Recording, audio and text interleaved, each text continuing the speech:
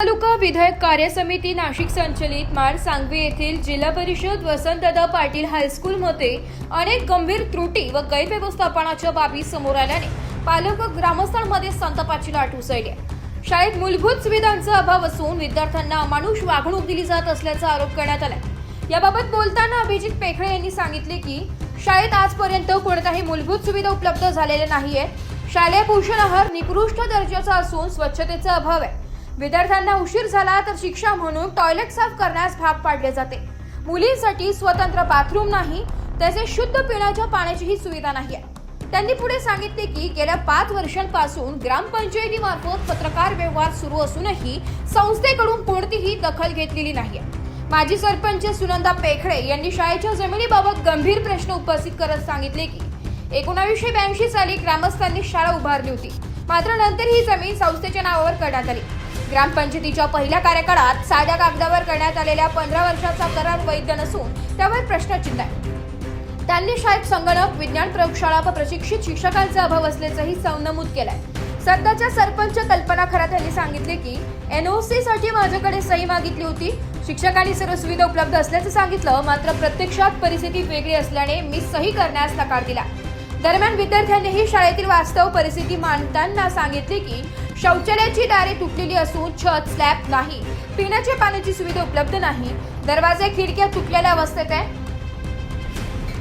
काही विद्यार्थ्यांनी सांगितले की शाळेत विज्ञान प्रयोगशाळा असली तरी आजपर्यंत एकही प्रयोग किंवा लेक्चर झालेले नाहीये। तसेच शाळेच्या परिसरात बाहेरील व्यक्ती दारूच्या बाटल्या टाकतात, त्या साफ करण्याचे कामही विद्यार्थ्यांकडून करून घेतले जाते, अशी धक्कादायक माहिती त्यांनी दिली आहे। एकूणच जिल्हा परिषद शाळेतच अशी अत्यंत निकृष्ट परिस्थिती असल्याचे विद्यार्थ्यांचे शैक्षणिक व आरोग्याचे मोठे नुकसान होत असल्याची भावना व्यक्त होत आहे। या प्रकरणी शिक्षण विभागाच्या अधिकाऱ्यांनी तसेच शिक्षण मंत्र्यांनी नेमकी काय कारवाई करणार याकडे आता ग्रामस्थ, पालक आणि सर्वांचं लक्ष लागून आहे। संबंधित प्रशासनाने तातडीने लक्ष देऊन आवश्यक ती कारवाई करावी अशी जोरदार मागणी आहे। आमचे आजोबा सांगतात की आमच्या गावाकरता शाळा नव्हती, पण शाळा नव्हती ह्याकरता आम्ही गावकीचं एक क्षेत्र विकून 4,37,000 रुपये करता ही शाळा बांधली।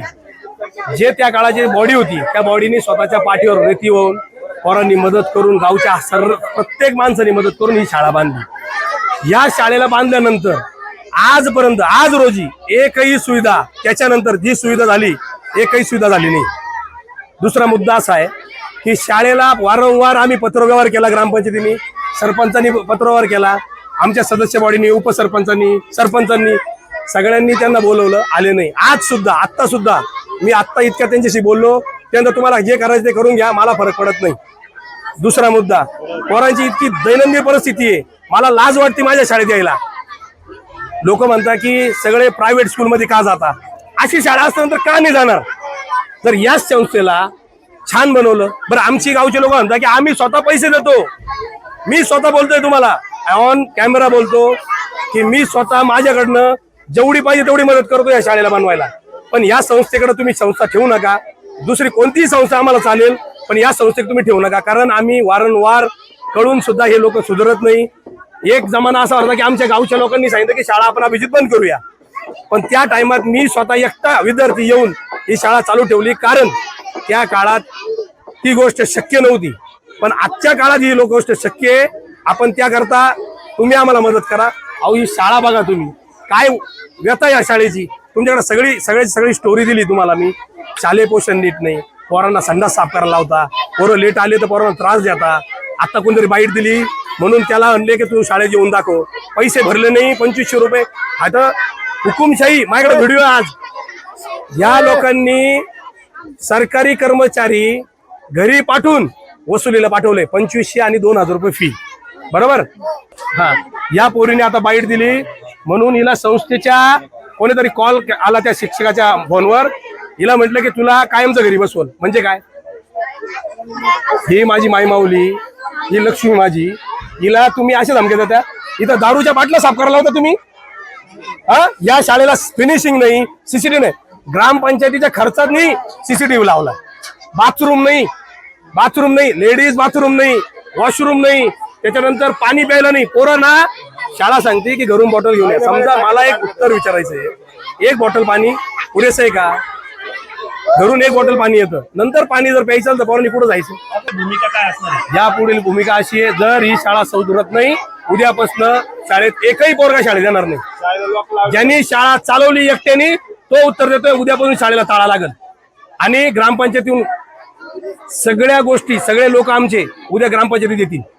आणि संस्थेचा जोपर्यंत माणूस येत नाही, साहेब आज 5 वर्ष झाले आम्ही लेटर व्यवहार केलं, पत्रव्यवहार केलाय, एकदा सुद्धा संस्थेचा अध्यक्ष कोणी झालं नाही.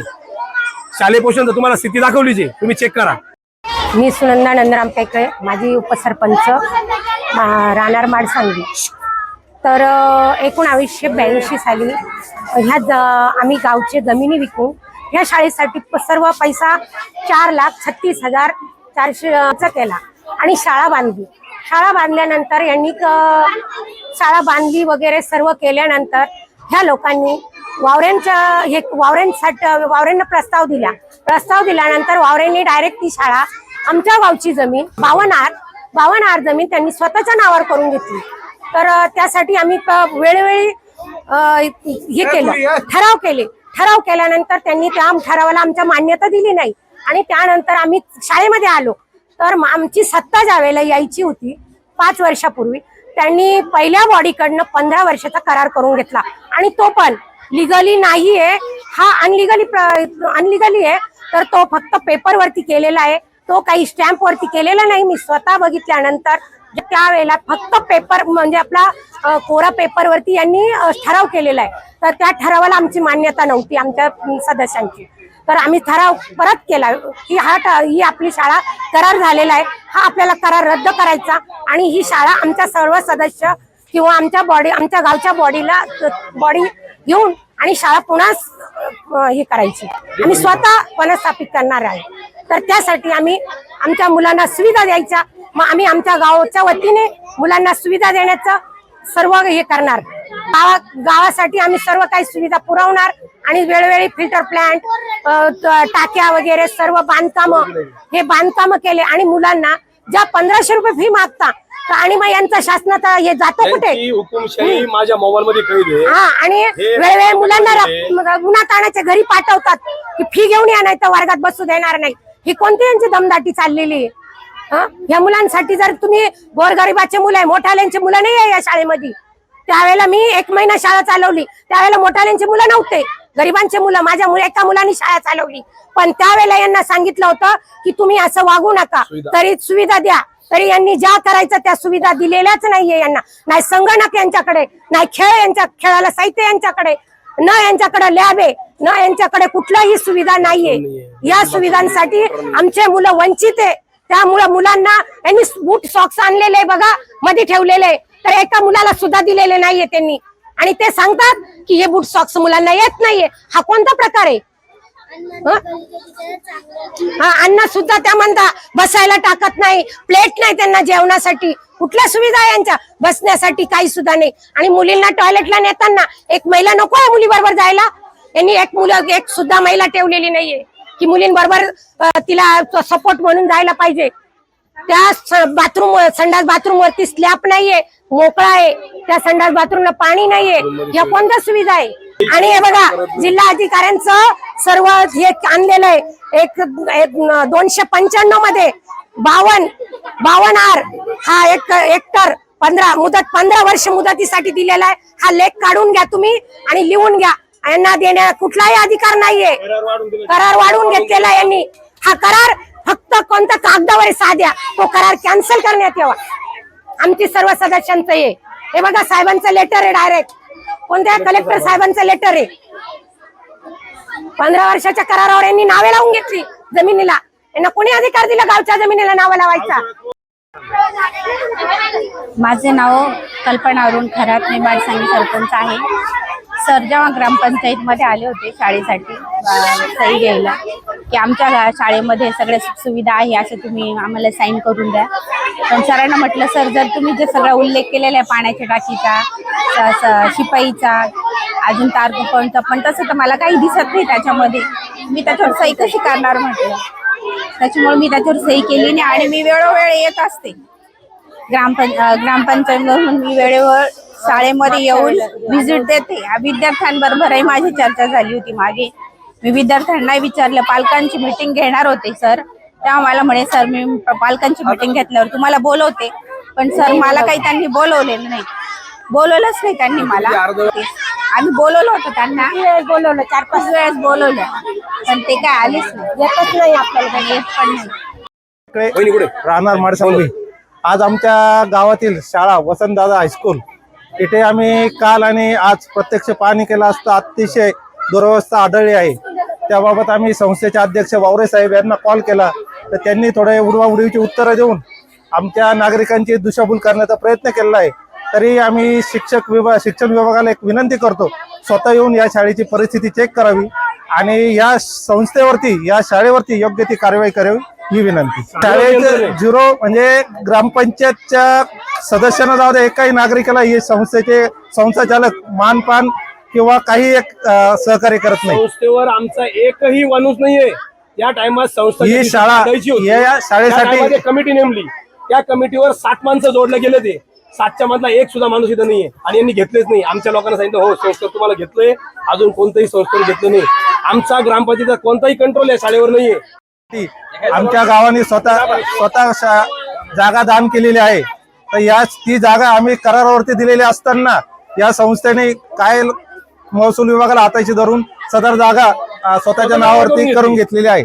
तर याची पण चौकशी व्हावी ही विनंती. माझं नाव यश संजय गवळी आणि आमच्या शाळेचं नाव मा वसंतदादा पाटील हायस्कूल माडसांगवी. आणि आमच्या शाळेत खूप मेजर प्रॉब्लेम्स आहे. तर आमचे आजपर्यंत एक सायन्स प्रोजेक्ट पण झालं, एक इथं लॅब आहे सायन्स आमचा. आजपर्यंत आमचं एक पण लेक्चर होईल नाही आणि कॅम्प्युटर रूम पण आहे, तिथं आम्हाला आजपर्यंत काही शिकवलं नाही गेलंय. माझे नाव भाविका संतोष पडगेलवार. इथं आम्हाला पाण्याची पण सोय नाहीये आणि दरवाजे पण तुटले, असे बाथरूम पण तुटेल आहे. परत दरवाजे असे पाण्याची पण सोय नाहीये. इथं कोणी कुठेही वॉशरूम करतं, वाटलं बाथरूम मध्ये पाण्याची सोय नाहीये. कोणी वॉशरूमला गेलं की पाणी पण टाकत नाही, तशीच निघून येते. इथं स्वच्छता नाहीये, दरवाजे सगळे तुटेले, सगळ्या बाथरूम मध्ये घाण वगैरे, इथं झाडण ते सगळे ते गुल्ले ते वगैरे पडते. पिण्याचं पाण्याचं काय नाही, घरून पाणी बॉटल आणतो तेच पितो, मग घरी गेलो डायरेक्ट. माझं नाव अस्मिता सागर बसते.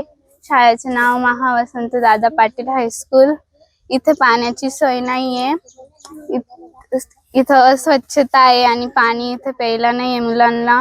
मुलं घाण पाणी पिता आणि इथे बाथरूम स्वच्छ नाही राहत. इथले दरवाजे खिडकी सगळे तुटलेलं आहे आणि इथं मुलींना वॉशरूमला जायला जागा नाहीये. नाव नंदिनी रवींद्र सोळशे. आम्हाला सर बोलते की ना जेवणाच्या सुट्टीत ते खाली चटया थरतो ना की त्या सुगंधा आजीला म्हणा की ना आम्ही ते बोलले ना की ना तुम्ही दररोज चटया थरत्या का, तर तुम्ही बोलायचं हो आम्ही दररोज थरतो. नाव वैष्णवी अरुण वाघमारे. आमच्या शाळेचे नाव महावसंत दादा पाटील हायस्कूल. आमच्या शाळेत सुविधा नाहीये. माझं नाव अस्मिता सागर बसते. शाळेचं नाव महावसंत दादा पाटील हायस्कूल. इथे मी म्हणजे आम्हाला एकदा इथं आणलं होतं. आम्हाला वाटलं की कम्प्युटर शिकायला आणलं, पण इथं त्यांनी फक्त आम्हाला म्हटले इथं बसा तुम्ही आणि फक्त वोट ठेवा आणि आमचा फोटो काढला आणि बस फक्त एक फोटो काढून आम्हाला लगेच नेलं. पण आम्हाला वाटलं का इथं आम्हाला शिकायला आणलंय, पण त्यांनी आणलंच नाही. कधी आम्हाला इथं कम्प्युटर क्लासमध्ये त्यांनी आणलंच नाही शिकायला. इथे ना रोज शाळेमध्ये ना दारुडे माणसं येतात, इथे दारू फेकता, इथं कचरा करून जाता आणि ते सगळं आम्हाला साफ करायला लावते. आणि मग इथं बाजूला कुठे फॅन्स पण नाहीये, तिथले सगळे लोक इकडे वॉशरूमला येतात. इथं काही सुविधाही नाहीये आणि इथं आम्हाला म्हणजे कचरा साफ करायला लावता. जो कचरा आम्ही करायला नाही राहत तरी पण आम्हाला साफ करायला लावता. दररोज मारत्या, दररोज शिवाय जात्या आणि नाही का वर्ग साफ करायला लावते सर लोक. आम्ही लेट आल्यावर संडास धुवायला लावतो. आम्हाला उन्हात पाठवता फ्री, तिकडं एवढ्या टोन नाक्याला तिकडं पाठवतात.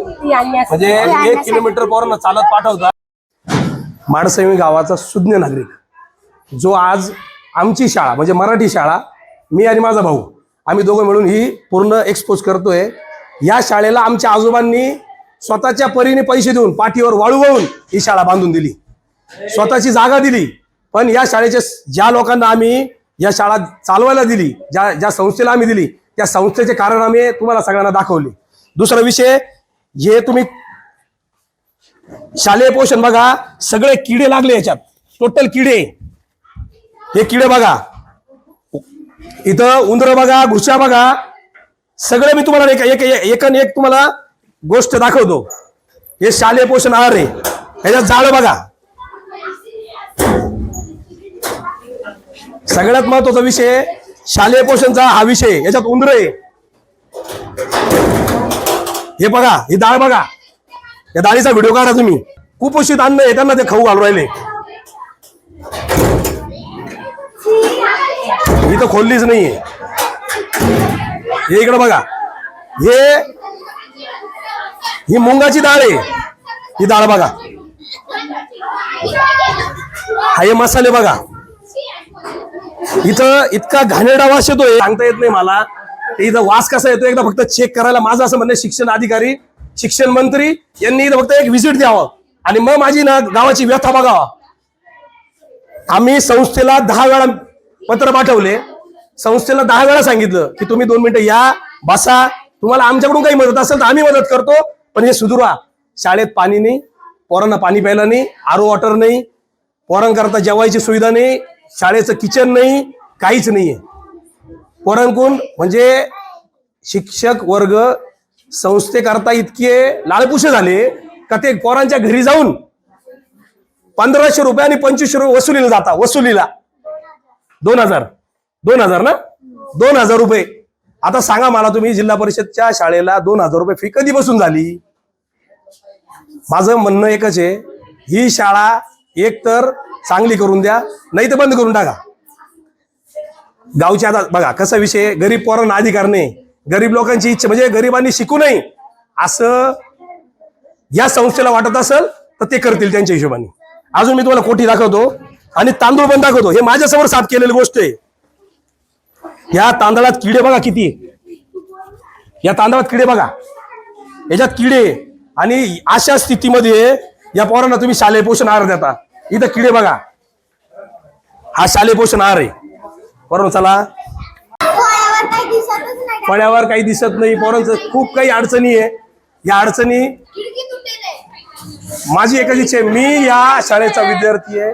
एक काळ असा होता की या शाळेकरता मी एकटा शाळेत येत होतो, त्यावेळेस ही संस्था चांगली होती. आज या संस्थेचे 3, 13, 9, 12 झाले. माझी वैयक्तिक इच्छा आहे, ज्यांनी जिल्हा परिषद किंवा मराठी शाळेत काम केले त्यांनी सपोर्ट करावा मला. आणि या शाळेच्या जो काही अधिकारी असेल, जो कोणी याच्यात दोषी असेल, त्याला योग्य ती कारवाई झाली पाहिजे, किंवा संस्था, कमीत कमी संस्था तरी बदलली गेली पाहिजे. हे आमचे मुख्याध्यापक आहे शाळेचे.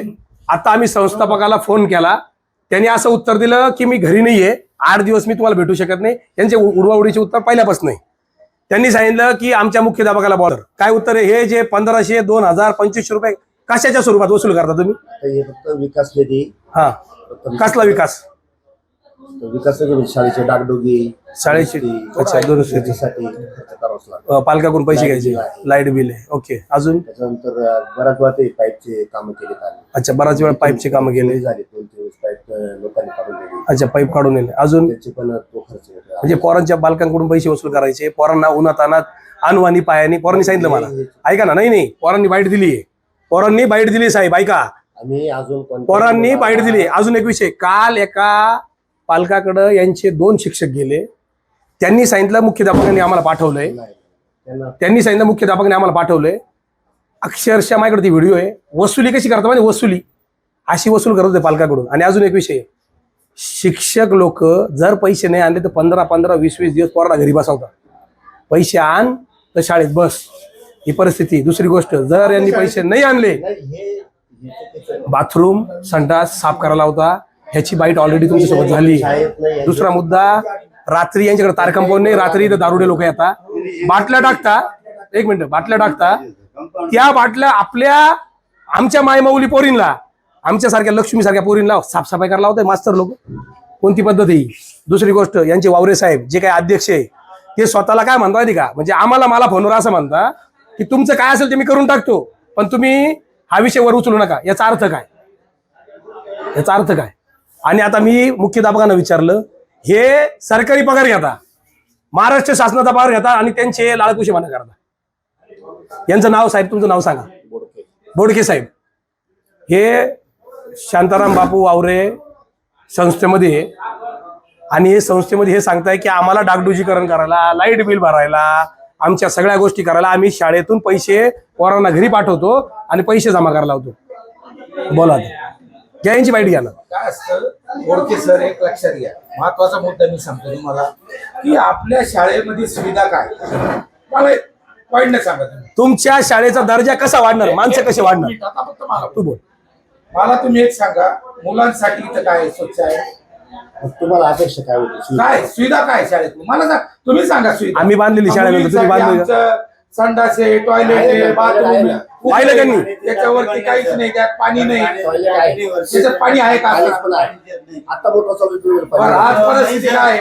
हायस्कूलच्या तुमच्या शाळेत वरती पाहिजे पाणी जाईल बाथरूम मध्ये अंडरग्राउंड अंडरग्राउंड पाणी दाखवा मला जाऊ मोटर टाकलेली दोन आहे. मोटर टाकले प्रत्येक मुलीला बाथरूमला नाही, जायचं नाही, प्रत्येक मुलीला काय बटन दाबून पाणी कनेक्शन आहे द्यावं. बाथरूम मध्ये. अहो तुमचे बाथरूम पाहिलं मी, तुम्ही माझ्या समोर ना आता सकाळी बाथरूम साफ केले. तुमचं संगणक, मला एक काम करा, चला आपण संगणक बघूया. चला मी तुम्हाला संगणक रूम दाखवतो यांचा. चला चला साहेब, चला चला चला, मला एक कम्प्युटर चालू करून दाखवा. तुमच्याकडे चला भाऊ, तुम्हाला मान्य करा. संगणक आहे का ना, तुम्ही संगणक, मुख्याध्यापक साहेब तुम्ही संगणक चालू करून दाखवा मला. प्रयोगशाळा पण नाही. प्रयोगशाळा नाही, लायब्ररी नाही, संगणक रूमला लाईट नाही, संगणक चालू नाही. तुमच्या शाळेत लॅब चालू आहे का? लॅब चालू लॅब आहे आहे? का चालू? लॅब आहेत. बरं दाखवा. संगणक चालू आहे तुमचे? संगणक बंद आहे. संगणक बंद. बरं, इथून पत्र्याची उंची किती आहे आपल्यापासून? साधारण 8 फुटावर आहे. ही फक्त 4 फूट आहे. 3 ते 4 फूट. नाही नाही, इथून छोटा आहे. तिथून खालून 8 फूट. 8 फुटामध्ये आजच्या टेम्परेचरला मुलं बसू शकता का? नाही, आपण 10:30 मुलं सोडतोय त्यामुळे. तर तुमच्या मनाने सोडा, नाही ना, पत्र कसं- नियम असतं ना. शासनाचं पत्र आहे. बरोबर आहे, पण ह्या करायचा पोस्ट सोडून अहो, द्यायचे. सकाळी तुम्ही 10 पोरं पर्यंत जमिनीवर सुद्धा ना जेवण करत होते, तुम्ही फरशीवर खालच्या. बसू शकता का?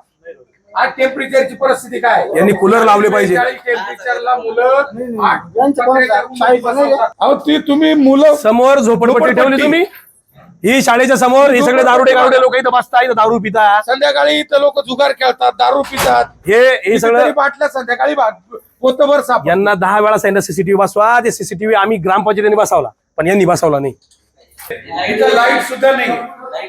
चला मुख्याध्यापक साहेब या पुढं. काय परिस्थिती? जबाबदार तुम्ही आहे, तुमचे संस्थापक बोलले तुम्ही जबाबदार आहे. मला संगणक चालू करून दाखवा. दाखवा ना तुम्ही चालू करून. तुम्ही फोटो पाठवले की नाही? तुम्ही शिक्षण अधिकाऱ्याला पोराला बसून फोटो पाठवले की नाही? बा खोटं बोलायचं नाही, खोटं बोलायचं नाही. तुम्ही तुमचे फोटो आहे तिथं. हा ठीक आहे ना, आपण साहित्य खोलून बघूया. दाखवा साहेब. काय का वस्तू इथं? बरं, याच्यात मला एक सांगा, ऐका ना, मला याच्यात सांगा, याच्यामध्ये 2 मिनिटं, आणि ऐका ना, गेली वर्षभरात याच्यात कोणतं केमिकल आहे मला सांगा. आणि पोरांना काय शिकता? पोरांनी अशी बाईट दिली की एकदा सुद्धा पोरं या प्रयोगशाळेत आलेले नाहीये, एकदा सुद्धा नाही आलेली, अशी बाईट दिली पोरांनी.